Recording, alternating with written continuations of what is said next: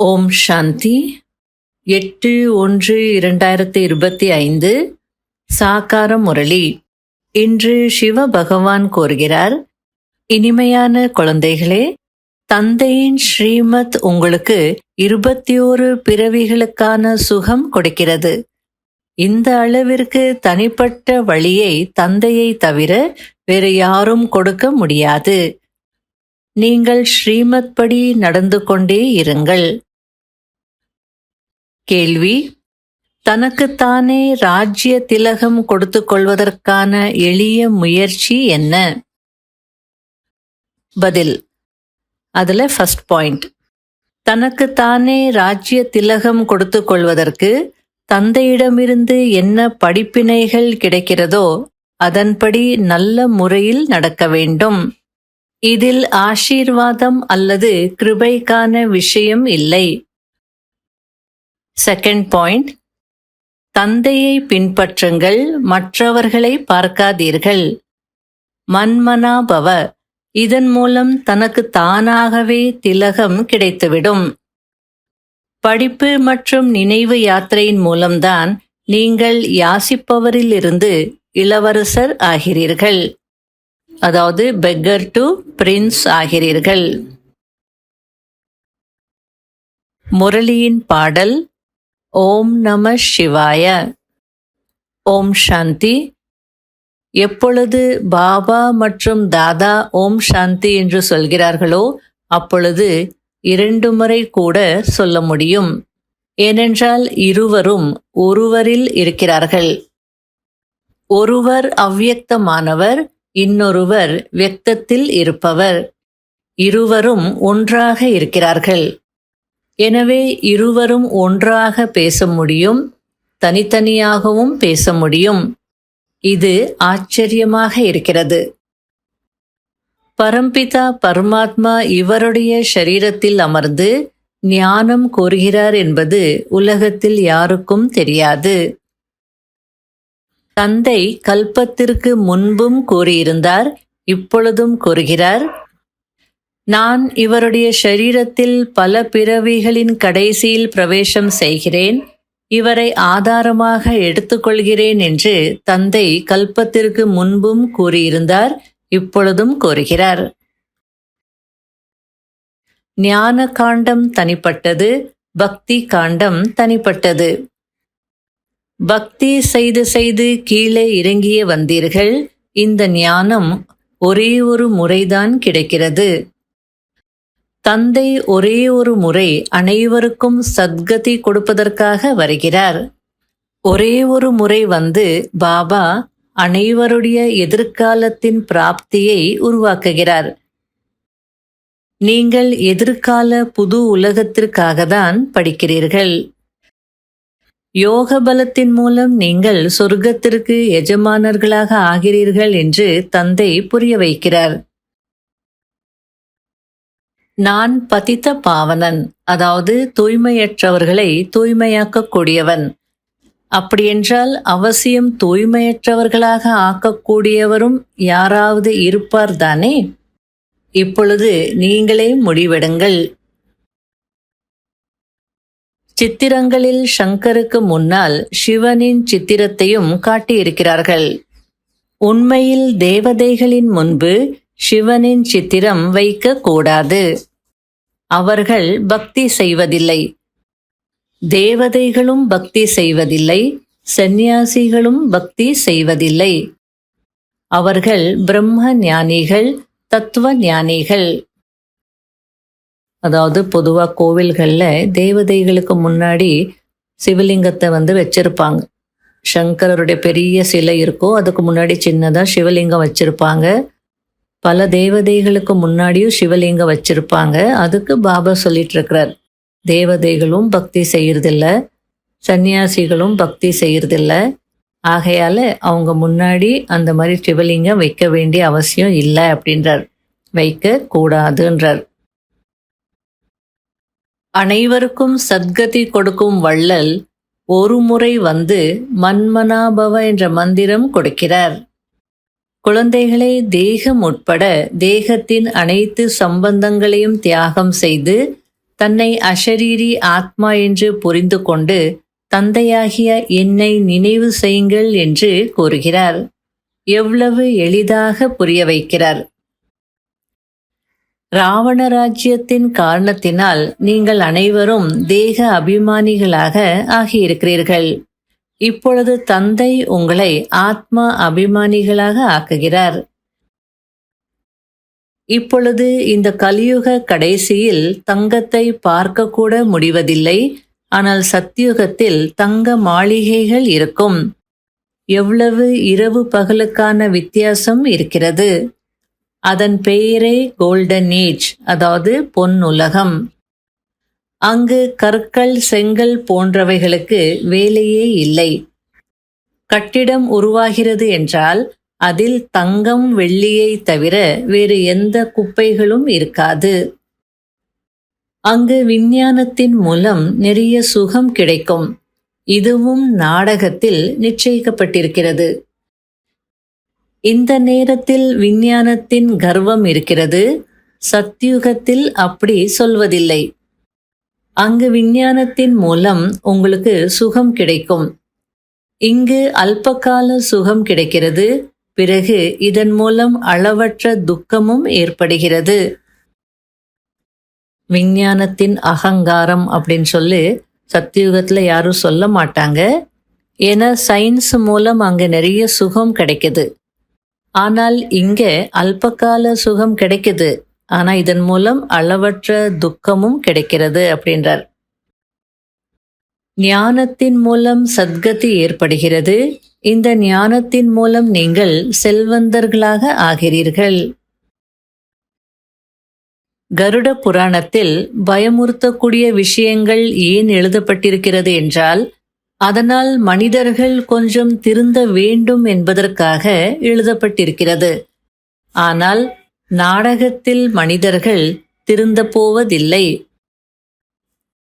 அதாவது கருட புராணத்துல பயமுறுத்துற மாதிரி ஏன் எழுதியிருக்காங்க அப்படின்னா, அதை படிச்சியாவது மனிதர்கள் கொஞ்சம் திருந்தட்டும் அப்படின்றதுக்காக. ஆனால் பாபா சொல்றார், எங்க மனிதர்கள் மாற போறாங்க, அவங்க ஒன்றும் திருந்த போவதில்லை அப்படின்றார். ஏன்னா கலியுகம் வரணும், அப்புறம் பாபா வரணும், எல்லாரையும் திருத்திட்டு கூட்டிட்டு போகணும். இப்பொழுது ஈஸ்வரிய ஸ்தாபனை ஆகிக் கொண்டிருக்கிறது. ஈஸ்வரன்தான் சொர்க்கத்தை ஸ்தாபனை செய்வார் அல்லவா? நீங்கள் அனைவரும் போர் வீரர்கள். உங்களுடைய யுத்தம் ராவணனுடன், மற்றபடி எந்த மனிதனிடமும் அல்ல. அங்கு படைகள் யுத்தம் செய்வது ராஜா ராணிக்காக. இங்கு நீங்கள் மாயாவை வெல்கிறீர்கள் தனக்காக. எனவே எவ்வளவு செய்கிறீர்களோ அவ்வளவு அடைவீர்கள். நீங்கள் ஒவ்வொருவரும் தன்னுடைய உடல் மனம் பொருளை பாரதத்தை சொர்க்கமாக்குவதில் செலவு செய்ய வேண்டி இருக்கிறது. எவ்வளவு செய்வீர்களோ அவ்வளவு உயர்ந்த பதவி அடைவீர்கள். மற்றபடி இங்கு எதுவும் இருக்க போவதில்லை. நீங்க செலவு செய்யாம வச்சிருந்தீங்கன்னா கூட உங்களுக்கு எதுவும் உதவ போவதில்லை அப்படின்றார். இவர் அனைத்தையும் தியாகம் செய்து விட்டார் அல்லவா? அதாவது பிரம்மா பாபா அனைத்தையும் அர்ப்பணம் செய்துட்டார். இதற்கு தான் மகாதானி என்று சொல்லப்படுகிறது. அழியக்கூடிய செல்வத்தையும் தானம் செய்ய வேண்டும், அழியாத செல்வத்தையும் தானம் செய்ய வேண்டும். தந்தையை முழுமையாக பின்பற்றுவதற்கும் முயற்சி செய்ய வேண்டும் அல்லவா? அதற்கு மனம் புத்தியினால் அர்ப்பணமாக வேண்டி இருக்கும். பாபா இவை அனைத்தும் உங்களுடையது என்று சொல்கிறீர்கள். அதற்கு பாபா இதை சேவையில் பயன்படுத்துங்கள் என்று கூறுவார். நான் உங்களுக்கு என்ன வழி கூறுகிறேனோ அவ்வாறு காரியங்கள் செய்யுங்கள். பல்கலைக்கழகம் திறந்து வையுங்கள், சென்டர் திறந்து வையுங்கள். நிறைய பேருக்கு நன்மை ஏற்படும். நீங்கள் யாசிப்பவர்களிலிருந்து இளவரசராக ஆகிறீர்கள். ஆக எவ்வளவு நன்றாக முயற்சி செய்ய வேண்டும். பிறகு இவரையும் பின்பற்ற வேண்டும். இது புரிந்து கொள்ள வேண்டிய விஷயம் அல்லவா? படிப்பின் மூலம் வருமானம் கிடைக்கும். எந்த அளவிற்கு யோகா இருக்கிறதோ அந்த அளவிற்கு தாரணை ஏற்படும். யோகாவில்தான் உழைப்பு இருக்கிறது.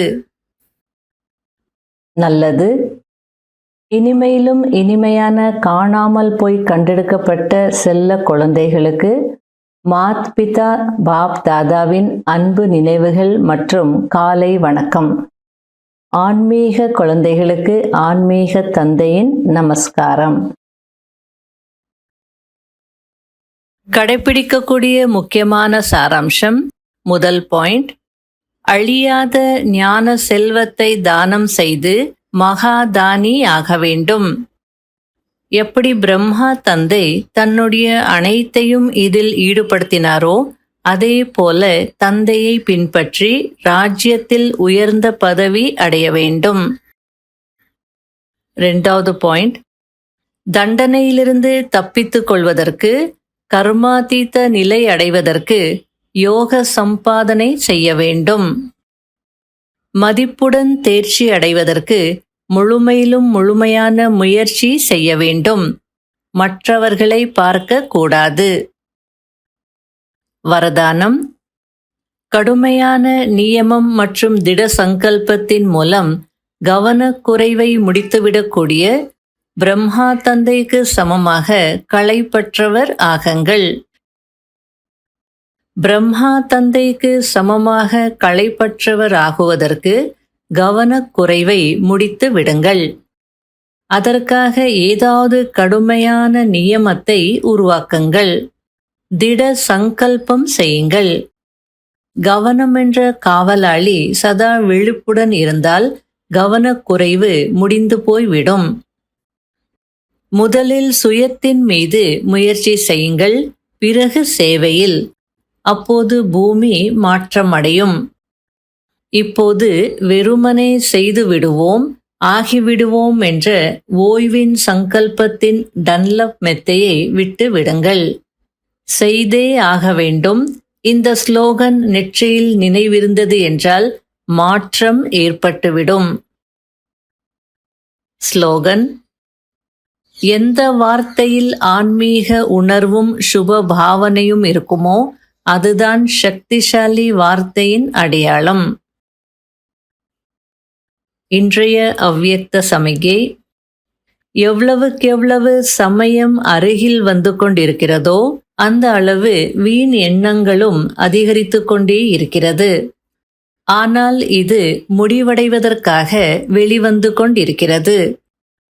அவற்றின் வேலை வருவது, மேலும் உங்களுடைய வேலை பறக்கும் கலை மற்றும் சகாஷ் மூலம் மாற்றம் செய்வது. எனவே பயப்படாதீர்கள், அதன் வெப்பத்தில் வராதீர்கள். ஓம் சாந்தி.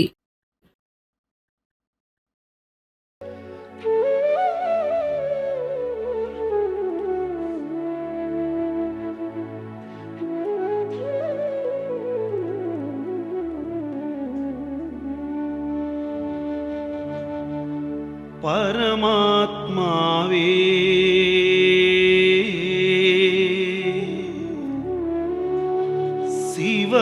சிவபகவானே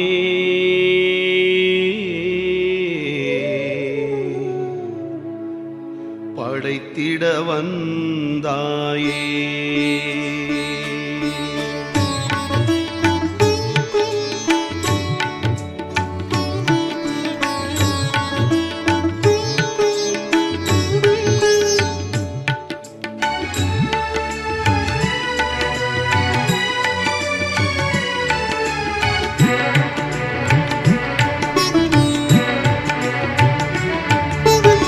பரமாத்மாவே சிவபகவானே படைத்திட வந்தாயே. பரமாத்மாவே சிவபகவானே படைத்திட வந்தாயே. ஞானமும் யோகமும் என்னிரு கண்கள், ஞானமும் யோகமும் என்னிரு கண்கள் மறவேனே நான் உன் நாமம் மறவேனே நான் உன் நாமம் பரமாத்மாவே சிவபகவானே படைத்திட வந்தாயே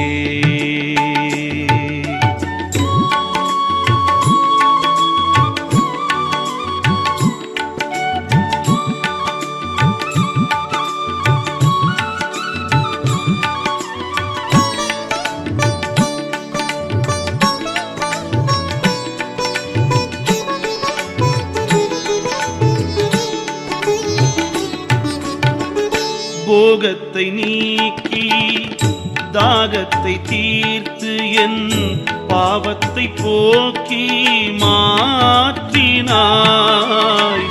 போகத்தை நீக்கி தாகத்தை தீர்த்து என் பாவத்தை போக்கி மாற்றினாய்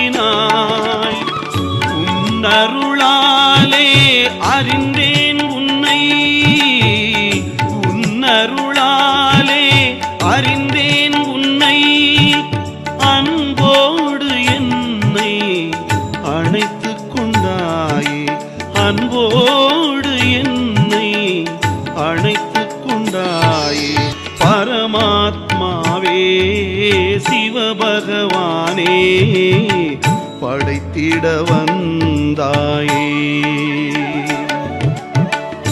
ஞானமும் யோகமும் என்னிரு கண்கள் ஞானமும் யோகமும் என்னிரு கண்கள் மறவேனே நான் உன் நாமம் மறவேனே நான் உன் நாமம் பரமாத்மாவே சிவபகவானே